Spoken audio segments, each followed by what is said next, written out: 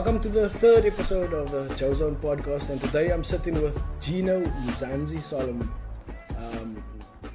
Today we're going to be chatting about himself as an entrepreneur, Afrika Ablaze a little bit. Gino Mzansi Solomon is the owner of Mzansi Blue Digital Marketing. He's the PR and marketing director of Afrika Ablaze, and he's also a trail running enthusiast. The Afrika Ablaze are going to be having a production. The production is going to be running at the Baxter Theatre from the 1st to the 5th of May, 2018, this year.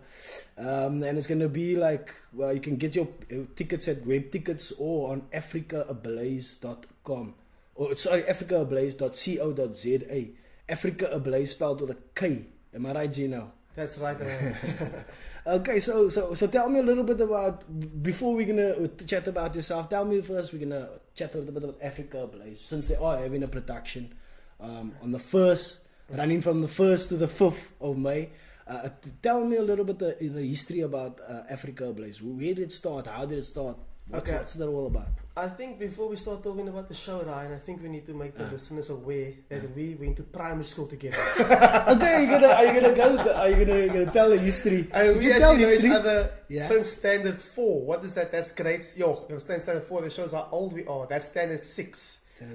Sorry. That's standard. Standard 4 is grade 6. Sorry. So, anyways, just to chat about Afrika Ablaze. It started with my mom.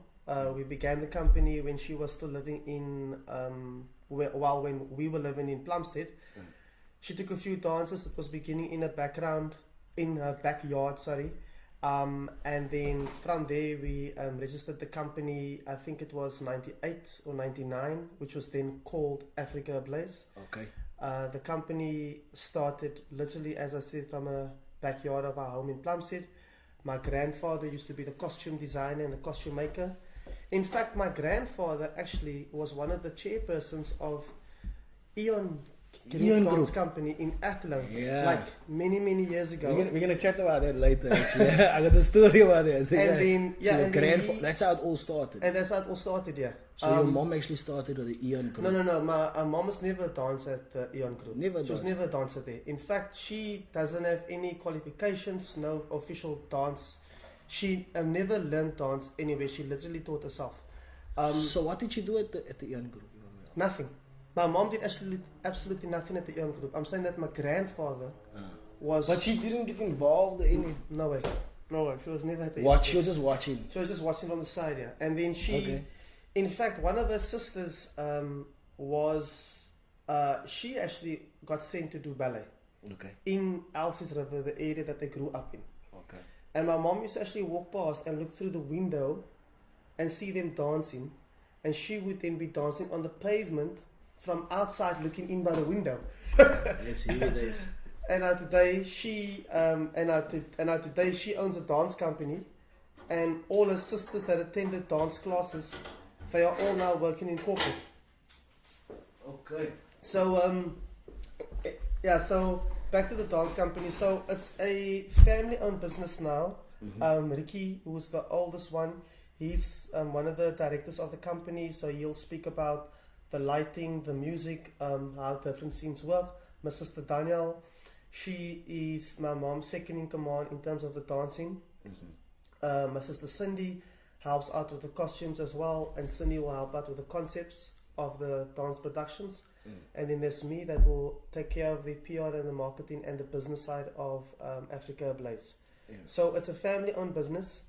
It started out just as a normal dance company that would rehearse. I'm sure you would remember. Yeah. We'd have some of our productions at Norman Enschelwood. Yeah. I remember the starting. I thought it started earlier than 1998 though. I thought it started like... That is when the name was registered. Oh, okay, sorry. Afrika Ablaze. Yeah, but you guys actually started before that. You started in 96, 97 or something like that. You had classes at Normies. Normies, yes. So we had classes at Normies, we had classes at Plumstead.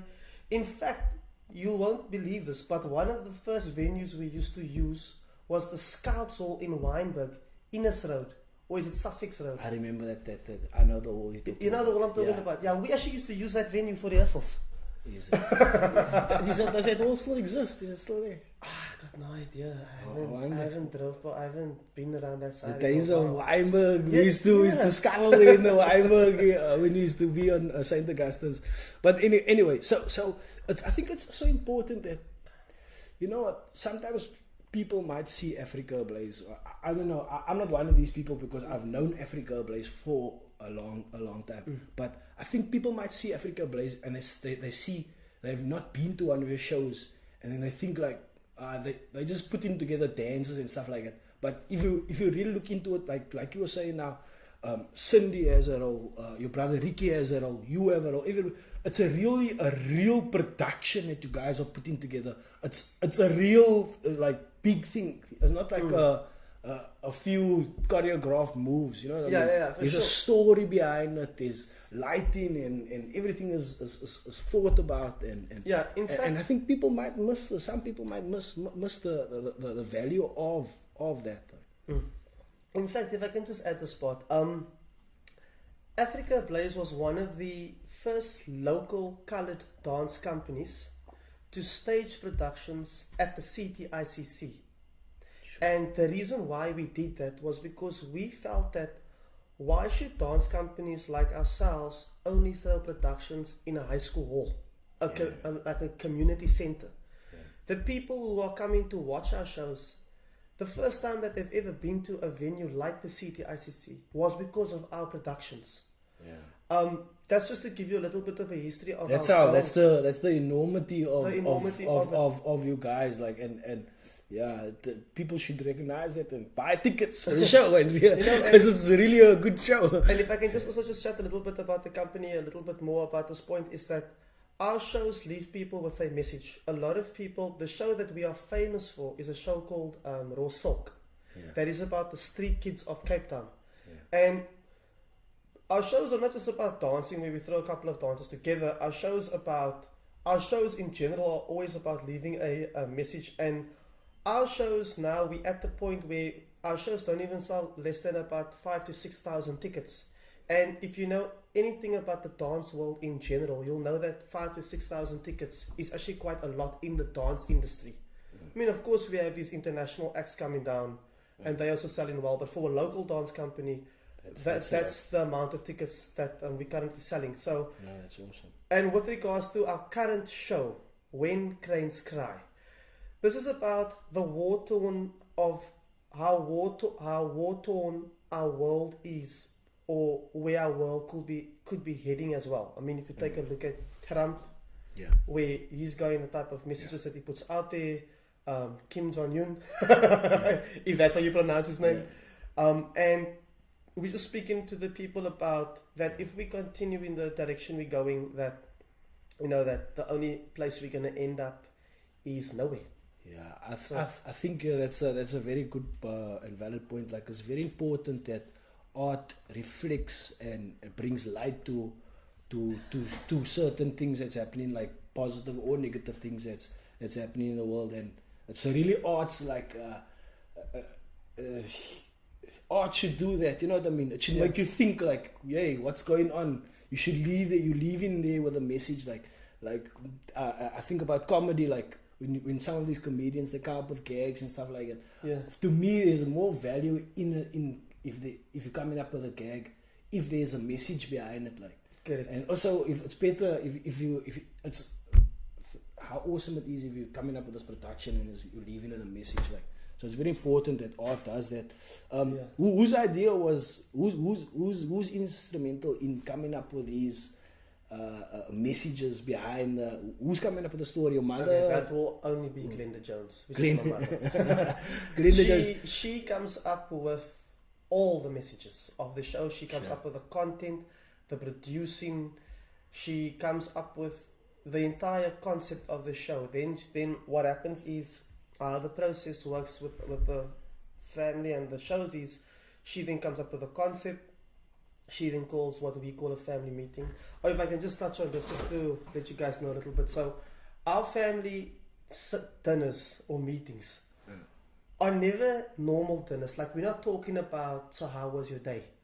Tell me about what you're doing. No, it's about the show. It's always about business. It's always, even when we go out for lunch. But it's not business if your work is your passion. Like, it's not like business. No, true. But I'm saying, like, even if we should go out for dinner, like it's someone's birthday, I guarantee you, somewhere during the night, it goes back to the show.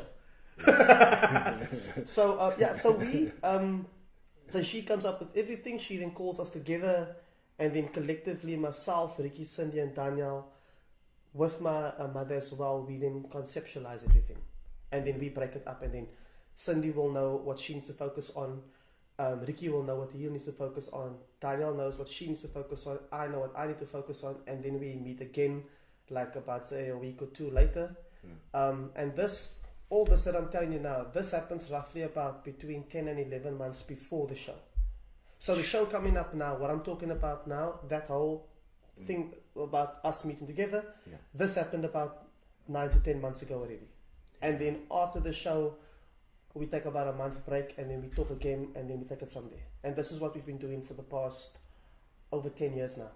10 years. And all together you saw running for 20 years. Yeah. So Glenda Jones has touched a lot of, obviously there's a lot of people's lives that she's influenced along the way, like, and I think she's like, to me, she's like, I see her as like a type of a Southern Suburbs Cape Town icon, like, because I've had like a few dealings with her. Maybe I should share my dealings with her. Like, I can remember I think it was 1997 or 1998.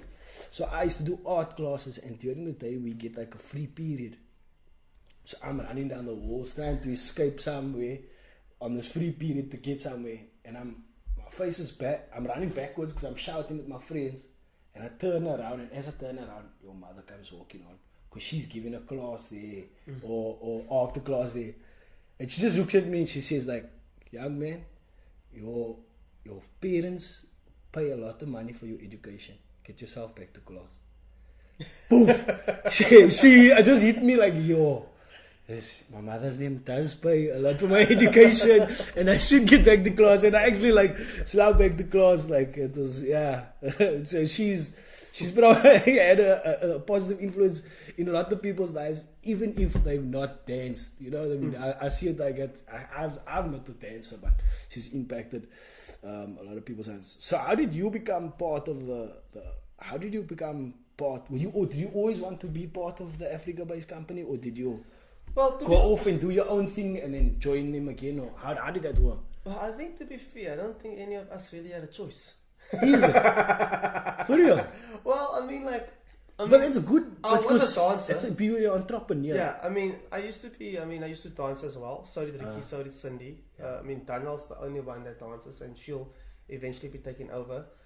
And then, as you know, myself and you spent some time in London as well. Yeah. So I went off for a while. I had other jobs, but Afrika Ablaze was something that I've always obviously had a soft spot for. It's a family business. Yeah. But what I do for the company now, professionally, I've only done this since 2008, when I got back from London. Okay. And being in London, actually, or shall I say being abroad, just in general, that taught me a lot about business and about how to see things differently. Afrika Ablaze initially, as you would know, it started out just as a dance company.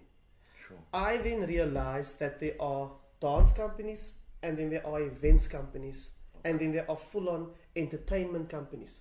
And when I got back from London, I had a family meeting, and I said, why can't we make Afrika Ablaze a full-on dance, entertainment, and events company?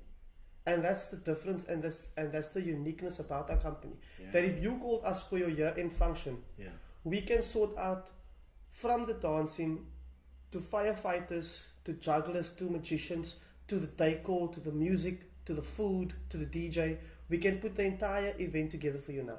Yes. And that's the difference with our company. I mean, our core focus will always be dance. Yeah. So if you... But it's entertainment, like putting together entertainment. That's awesome. I didn't know. I've seen you guys do like other things, like before, where you like I don't know if the August cycle tour, but whenever there's events, I've seen that you guys maybe the Two Oceans marathon. We danced on the road on the stage or something on like stage that. Yeah, I've seen that before. So like we do stuff like that as well. full on funny, but now that's awesome. Yeah. I'll tell you a funny thing what happened to us. We did the Justin Bieber gig. Well, when I say the Justin Bieber gig, I mean we were part of the KFM. Okay. And we were like dancing outside Cape Town Stadium. And like all these people just started gathering around us, and the Bieber concert is like starting, but they like still watching us dance. You guys beat Justin Bieber. Nah, that's awesome, man. So we've covered a lot already. So like a lot of you past dancers, can we touch on that? Your past dancers. You were telling me now about. Can you tell me who? I know about Melissa Majera. And I know about Shelly, and you told me about another lady.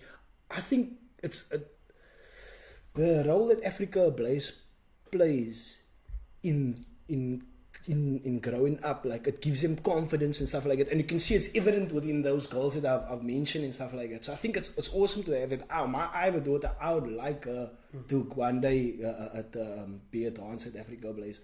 So I think it gives the girls that confidence and boys, but guys don't have that many boys, do you? The way Afrika Ablaze has moved in the genre of dance is like more contemporary jazz, and my sister Danielle, she's coming up with a new genre as well, and you'll find that boys or males are still predominantly into hip hop. Okay. I mean that's always going to be I mean that's always going to be what they're into. I mean generally speaking, I'm saying across the board now. And that's interesting. And I'm also basing it on Cape Town. I'm not basing it on a global generalization here. Yeah. When I speak about Cape Town male dancers, I mean, of course you get ballet dancers, of course you get contemporary jazz, of course you get everything else that male dancers do, but predominantly it's still hip-hop dancers that males would want to still do. Okay. So you would find that in a company like ours, there would obviously be predominantly female dancers. So yes, I mean, quite a few people have danced for Afrika Ablaze or have at some point taken part in one of our productions. I mean, you have Lloyd Jansen. Yeah. There's a super sport presenter, Miss Stewart. Yeah. And you have like Melissa Machera. Yeah. She's an international model, and obviously, what I think is like, your mother gave her a chance to be on the stage, and then that obviously gave her part of. Obviously, she had beauty and she had her own, but that platform also helped them, push them to the next level. I mean, then you also have like Shelley Christians as well. Yeah. You have Tamsin Maker that was part of Blackbird at one stage. Yes, I believe so. Chad Simon performed for us at for one of our productions as well. Blake Williams, he also performed in one of our productions as well. Llewellyn Jacobs, who's now one of the, he's one of the up and coming producers / directors in my opinion. I mean, he recently made a movie now for his college after that completely just shot through the roof. And there's so much more to dance just in general that people don't even realize how it even helps just with your career. You know, it just elevates your whole self-confidence, your whole mind, your whole mental way. I mean, I know that you may not have officially been a dancer, but I remember your Michael Jackson moves in the club. I tried. Do you know what? I actually wish that I did have. Now, looking back, I wish I had taken part. If I tried to somehow, but obviously because your process was not doing it, so that don't look like. But all the girls is there. I had to think about. It actually. There's a boxer. His name is Lomachenko. Okay. Yeah, he's a very good boxer in my opinion. And his father stopped. His father was a boxer. And his father took him out of boxing at a young age. And his father put him into, they have a traditional dance, I don't know what it was. And his father told him, no, you learn to do this first and then you come back to boxing. Now, today, Lomachenko has the best footwork in the boxing game. He can move in and out faster than other boxers with his feet and position himself in a way that he can move out the way of punches and give you punches faster than other boxers. So there's something to dance like. There's something to it. People, I think boys should dance at a young age, but it's always that there's like this pathetic negative stereotype that you're a little bit feminine if you do that type of dance. But I don't think it's that way. Even ballet would be good for boys, but in fact, let me put it to you like this: most of the top dancers in the world, their foundation is always ballet. Yeah. So let's just say they even actually want to be a hip hop dancer. Some of the top hip hop dancers in the world first done ballet. Yeah. Or the top contemporary jazz dancers in the world first done ballet. Yeah. Ballet is always a very although some people may see ballet as a dying genre of dance, the foundation as a dancer in general is always good to have ballet. Yeah. And then from there you go into another genre of dance. So yeah, the foundation is always okay. I mean, it's always good to have ballet, you know. Yeah. Just in general, even if you just started ballet when you were like 6 and maybe you did it flexibility, like 13 or 14. There's a lot of things to it. Yeah. Yeah, exactly, bro. Flexibility. I mean, not that I've ever done ballet, and I don't think you've ever done ballet. Nah, but I mean, there must be some positive stuff to it, like. Yeah. Okay, so we both spent some time in London. Like, what did you do in London? I've done everything, or shall I say, everything that I've done in London is probably everything that I wouldn't do here. Wow. I was a cleaner. I was a gardener. Like that, I worked at the public parks. I had a job once where you take apart like air conditioners on the inside. So you take those things apart. Did you work for Lomans? I forgot the name of the company. Okay, you didn't work for Lomans is a company like a lot of guys go to from here and go work there. It's a demolition company. That's what I work for. But anyway, yeah, you do a lot of weird jobs. In fact, I was a security guard on the construction sites as well. Is it? I forgot the name of the company. Then I also worked, I don't know if you remember, a few of us worked for a company called the Blue Team. The Blue Team? Yeah, where people rent cars and they got these small motorbikes. I did that. So I was working for that as well, where you got this whole, like you take your small motorbike apart, you pack it, you put it in the boot, then you deliver the car, and then you fetch the car. I can't even remember what we were getting paid. I think it was something like £3.50 an hour, if I'm not mistaken, and then you get paid per every car that you either deliver or collect. So I did a job like that, right? And these guys shorted me money. Because I don't know I don't know how it is, like, so the moving cars around and stuff like that. But they were like a third party, like some other company had gotten them to do the stuff. And these South African guys. Yes. This must have been the same company. You like move cars from one section to another. Correct, I remember that, yeah. And then they shorted me money, the scallums. Which part of London were you staying in? I stayed in the South London, Southwest London. Like Tooting? Tooting, yeah. I've ended up in Tooting that time, but I was first in Croydon a bit and stuff like that. Yeah, I was all over the show. But my best job in London was driving a tipper truck, and that's how I managed to get around. Okay. So that was, for a time I was Ryan Tipper Joseph's, like, I remember that. Yeah, so when I was a tipper truck driver, I was like riding like a rubble around and stuff like that. And yeah, you could pick it up on the sides. That's how I got. How long were you there for? 2 years, and you? No, I was there for about 3 to 4 years. 3 to 4 years? Yeah, how did you scale on that one? You was scaled it? Was it say it on tape? No, I'll say it on tape. I was on a student visa. A student visa, yeah. And I don't think I ever went to college. Easy. Yeah, I was on a student visa. And then I just renewed my student visa because I wanted to stay longer. Okay. And then I was there for about 4 years. They don't have that visa anymore. It's not because of always like you they only have a year working visa or something like that, and you must prove I don't know what, or it's like, you've made it a lot more difficult for.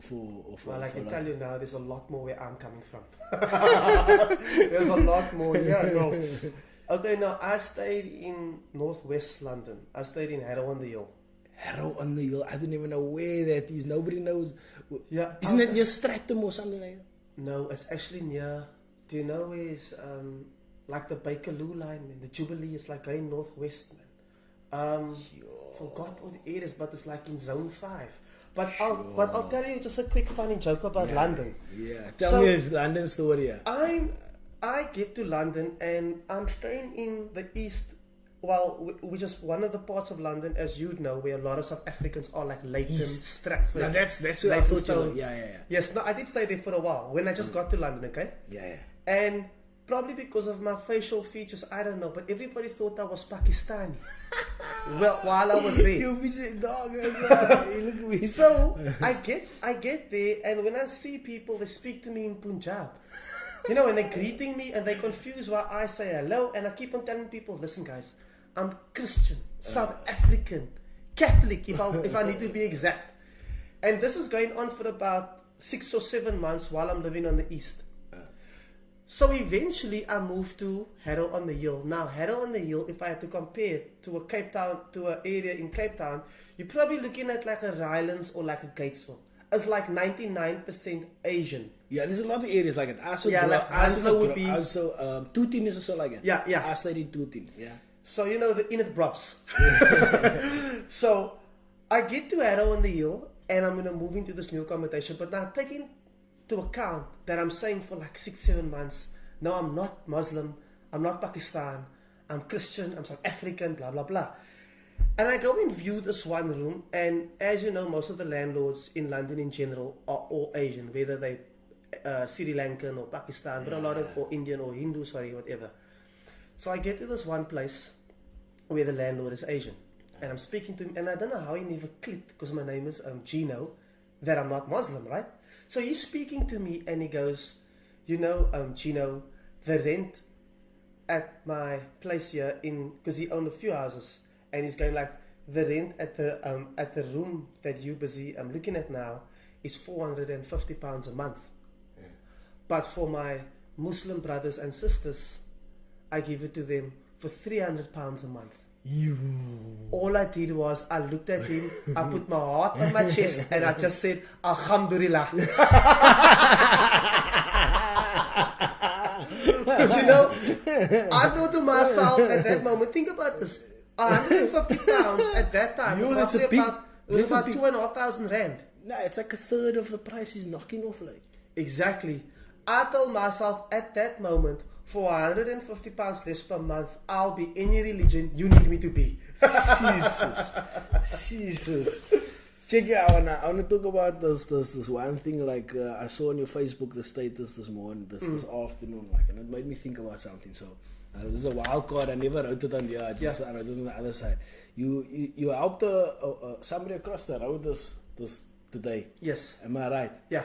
And there was like some people's reaction to it. Like you mentioned there was some colored guy's reaction to it. Like, like it. Well, it was actually a colored and a black guy in the car. Yeah. By the way. Yeah. Okay, so their reaction to it. But my reaction is not to their reaction. My reaction is to somebody else's reaction. Somebody posted on your comments like I will never. Are you familiar with that comment? Yes, I am. Now I think that person genuinely thinks like that. Well, I mean, I can't speak for the person in general and what their train of thoughts are. Are they joking, or do they genuinely think like it? I can only base it on the comment that I saw today on my Facebook status. Yeah. And based on the comment that I saw on my Facebook status today, I actually don't think it was a joke.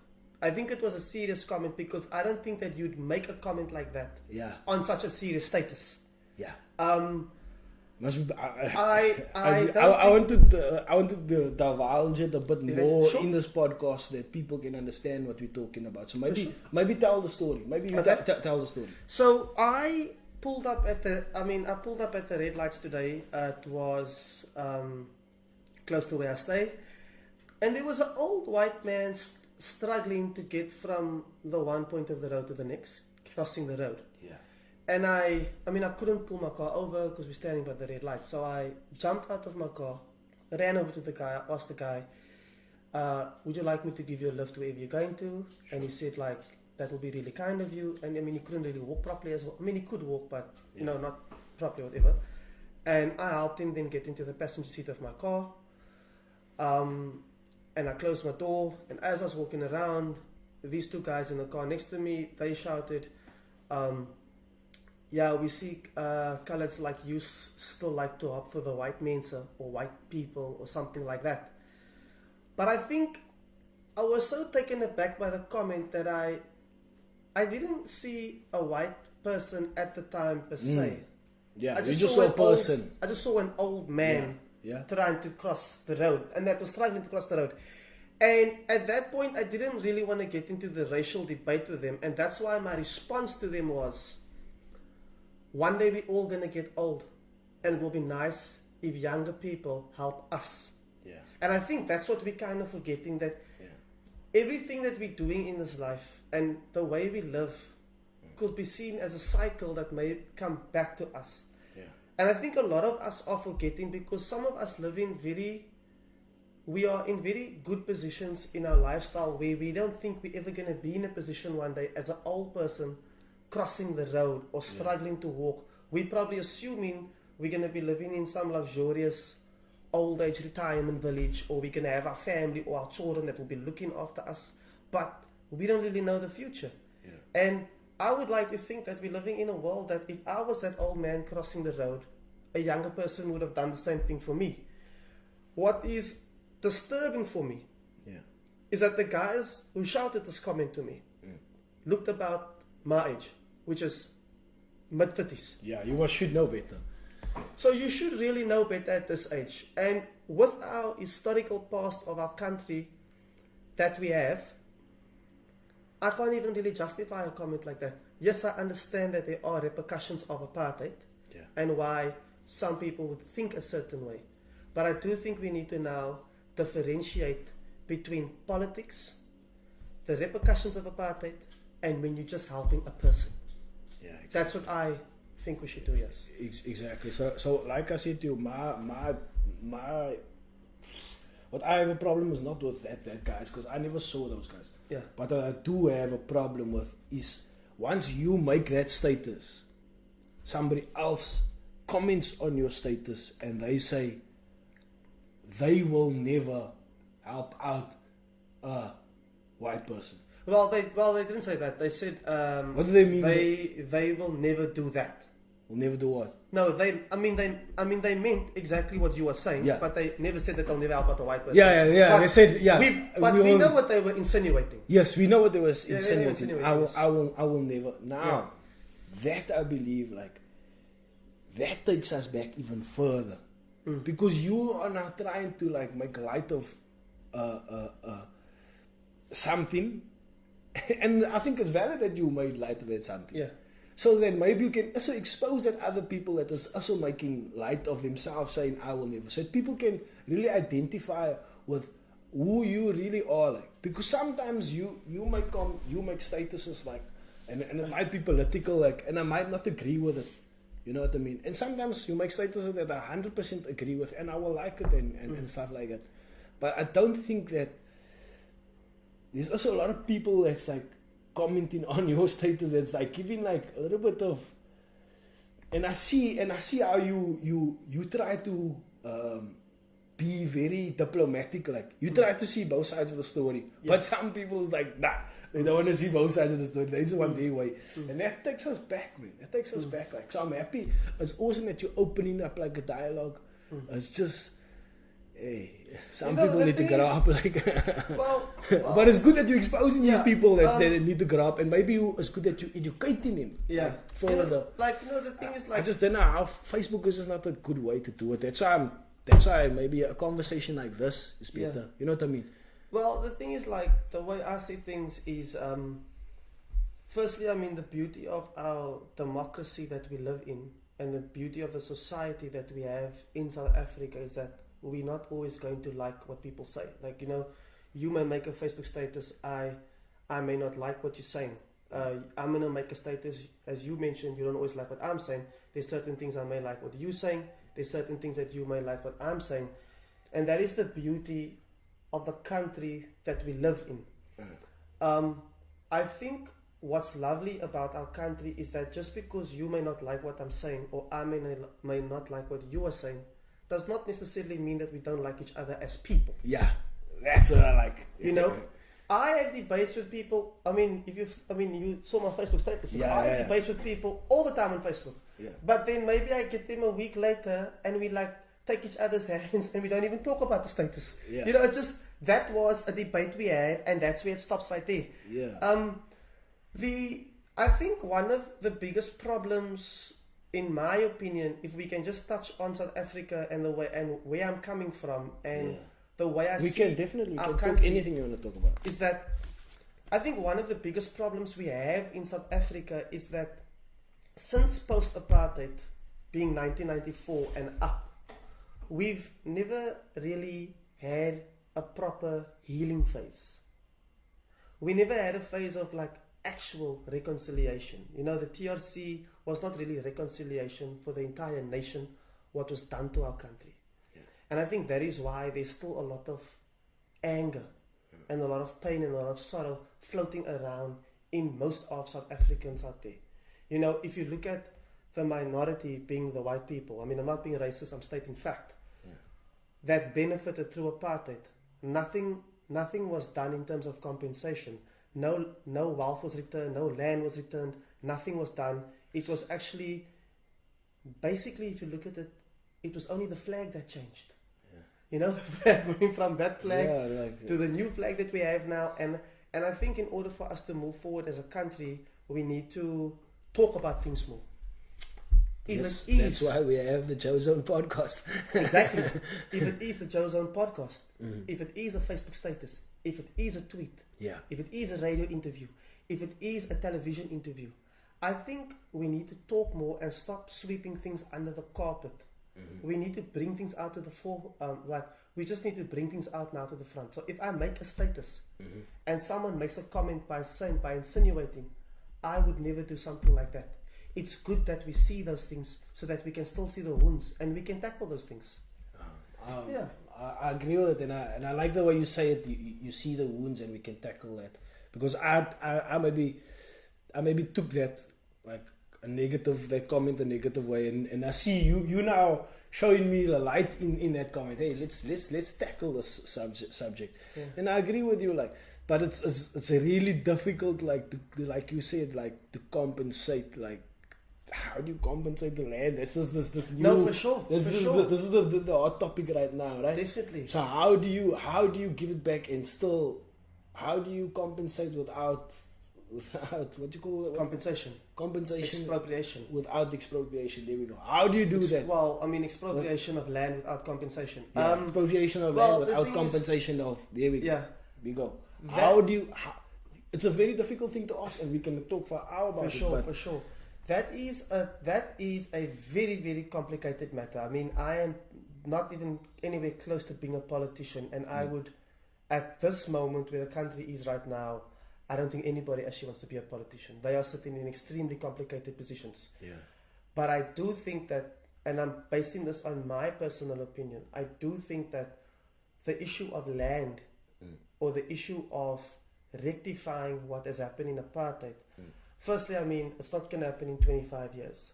But I do think that there are key topics like the issue of land that should maybe have been dealt with in 1994 already, or close to 1994 already, and not maybe 25 years later. It's like, there's this saying, you borrow your next door neighbor your bicycle, Now your next door neighbor keeps your bicycle for like 25 years. Now you go back there 25 years later and you say, sorry, but can I get my bike back? And now everyone's like, no, but I've been washing your bike for 25 years. I mean, I know that might not be a good example because you're borrowing your bike, whereas comparison to our country, they just took the land. Yeah. They just grabbed the land. I mean, that's how it was taken off the natives. So, I wouldn't know how to start with this land thing. What I can say is that it definitely is an issue that we can no longer ignore. The tensions are rising in this country. My family actually got some compensation like back. Wow. No, not now. Like long time ago. No, I'm saying wow. No, I think it was because my great grandma or somebody was from District 6 or something like that. Yeah, my great grandma was lived in District 6 or something like that. And then they had like obviously a house there. And then when they built this new development, they built a new development there. I don't know how many before they built this new development. Yeah. So they actually gave her money, but it was like nothing. I think it was probably about 16,000, 17,000 if I'm not mistaken. I don't know. It was like nothing. It was like it was whatever. She like gave us all like 1,000 rand or something. I don't know, 500 rand. I can't remember. But we all got like our children. But it wasn't really much money. But yeah, there's much more people that need houses, and it would be easy to chop up one of that estates in Constantia into a little piece of AK. Let's not go too heavy deep down that hole. One day I'm gonna like to get you and another person on, like, and we can have like maybe a little bit of a political chat. Like maybe you guys can inform me because I know a little, not as much as you guys, but I would also like to be educated. Like, and there's some, maybe if I put some research together, we can chat about some things. I'd love to have a conversation like that. It might even become more interesting if you also have boxing gloves on the side. so Chinga, let's talk about your fitness journey, bro. Yeah. Why did you start career life? Why did you start running? What happened? So did you pick up too many Ks? I was weighing between 110 and I think it was 105 and 110 kilos.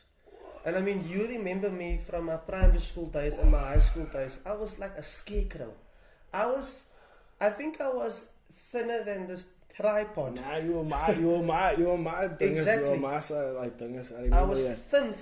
And what happened was then I was putting on weight. I was unhealthy. I was always tired. What type of weight?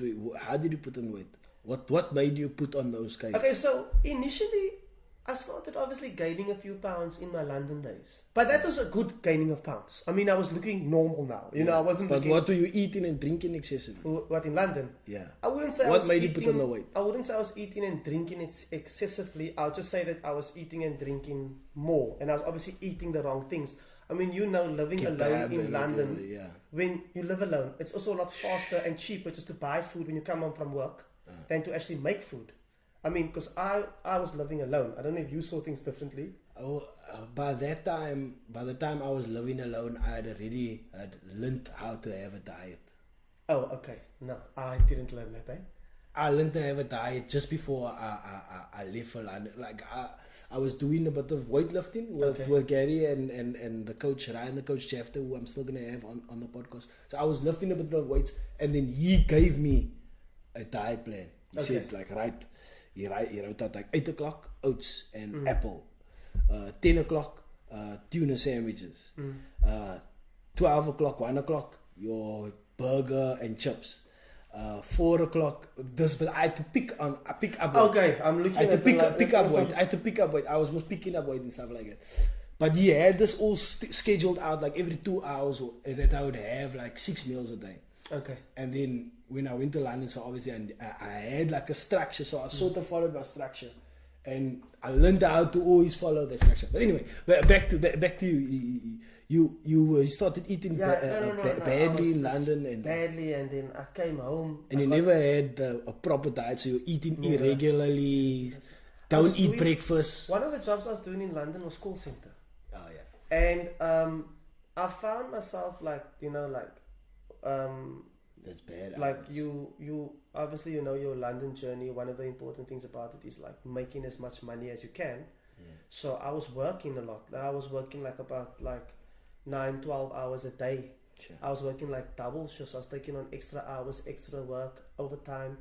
You know, and sometimes I was even working 6 days a week, and just maybe take a Sunday off. And then, you know, you eat irregular. But where I actually gained the most weight, actually, funny enough, was when I got back from London in 2008. And then again, you were living alone. Yeah, well, for a bit I was living alone, but I was also living at home with my mom, and then I live with my dad, because like my parents are divorced.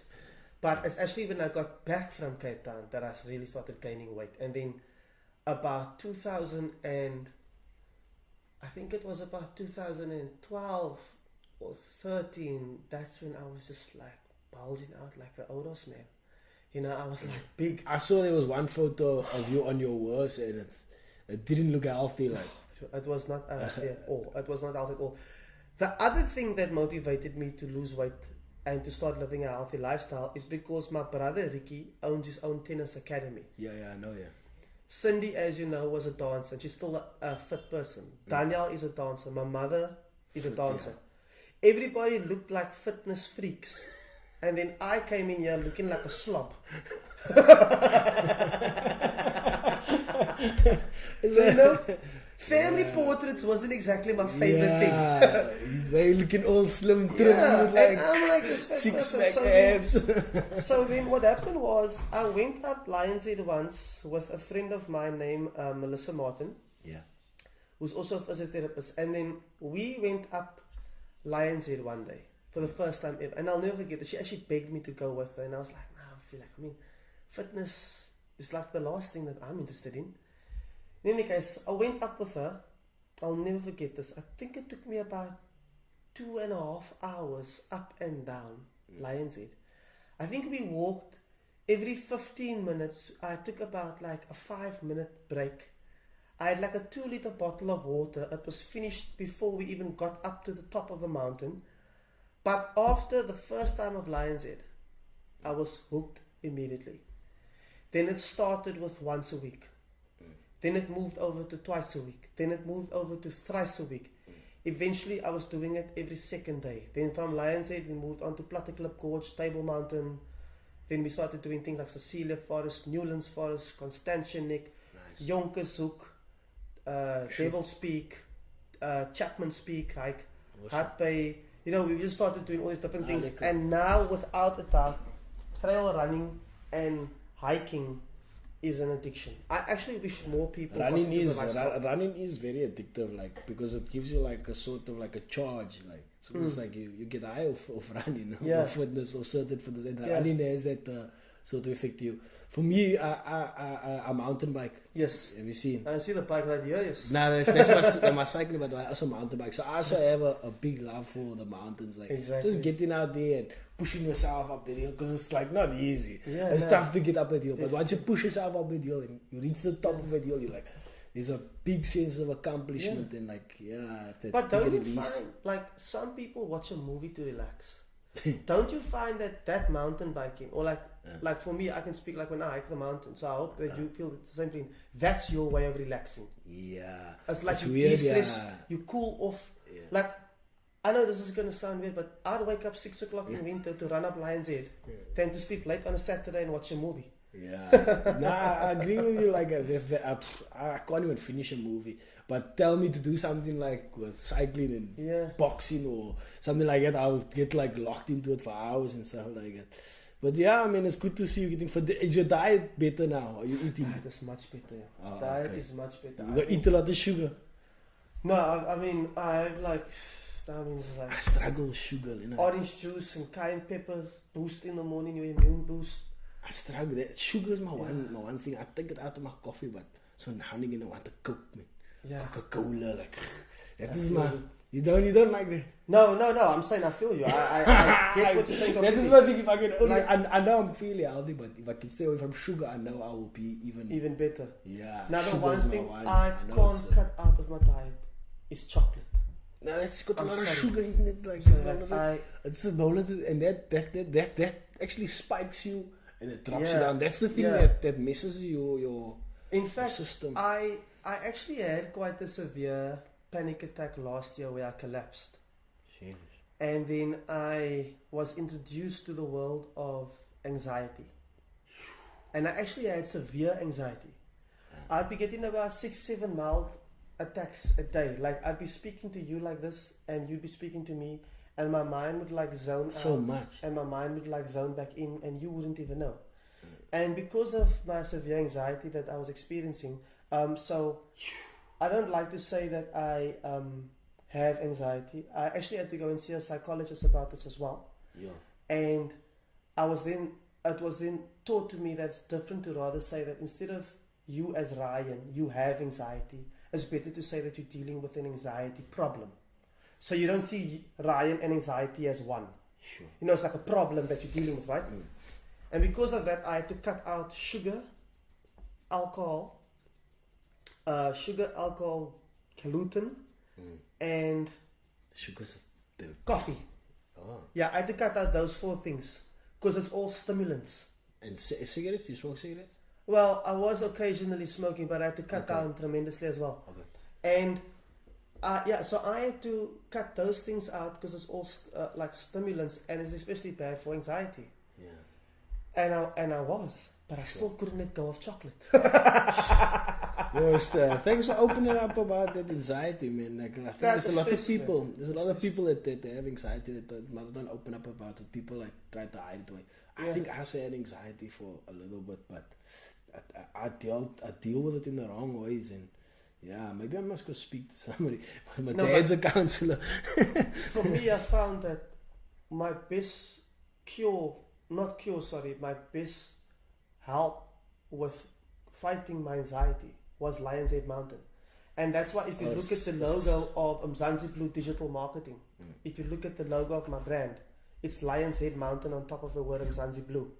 Because that mountain to me is like, I love hiking in general, but I love that mountain in specific so much because I feel like it's always just been there for me. No matter what I've been through, I could just go up that mountain. When I run up and down Lion's Head, I do not have an inch of anxiety. It's like for that 40-50 minutes that I'm doing it in now compared to 2.5 hours when I started, it's like my mind is completely anxiety free. So yeah. I like that, man, and thanks for opening up about it. Maybe there's other people that can also deal with anxiety through fitness and stuff like that. Definitely. And, maybe you can get somebody off their ass like to to go up. So maybe this will get somebody.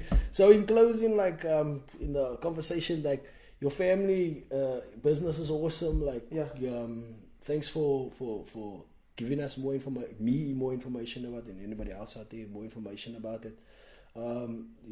It's really good to see a lady like your mother, who's a strong female in the colored community, doing awesome things and growing other colored girls also to give them the empowerment to do more. Like, and I have a young daughter, and it's awesome. How old is your daughter, by the way? My daughter's 2 years old at the moment. Okay, you've got another 3 to 4 years. No, I know that's, but it's good for her for it to be role models like, for sure. Like Melissa, Majera, and Jenna. She will see them and what they will do, and she will see these people as icons, and it's good to have these icons for her to look at in the community. Okay, Ryan, so she can go even further. Okay. Ryan, but if I can just stop you right there. I think that you are overlooking yourself. I don't think your daughter has no, most definitely I'm going to do that. I mean, of course, there are the role models like my mom and all these other women out there that are doing well, but the way I see it, I mean, you're a successful graphic designer, you mountain bike, you cycle, you kickbox, if I'm not mistaken. A boxer. You box, sorry. You start in your own podcast podcast channel. I mean, I think your daughter's icon is right here in this four walls. Thanks for that. You did. I did the heart with that one. Like, thanks for that. So I mean, I think that she has a great example living right here. I mean, I've not met your wife, but I can only imagine that a person as great as yourself would not marry someone that's also not of great value. Ah, she is, man. She drives me and pushes me and helps me. But Exactly. thanks for that compliment, man. And thanks for coming on the Joe Zone podcast, and thanks for giving me the opportunity, because I know you're gonna share this with a lot of people, and they will listen to it and they will then share, and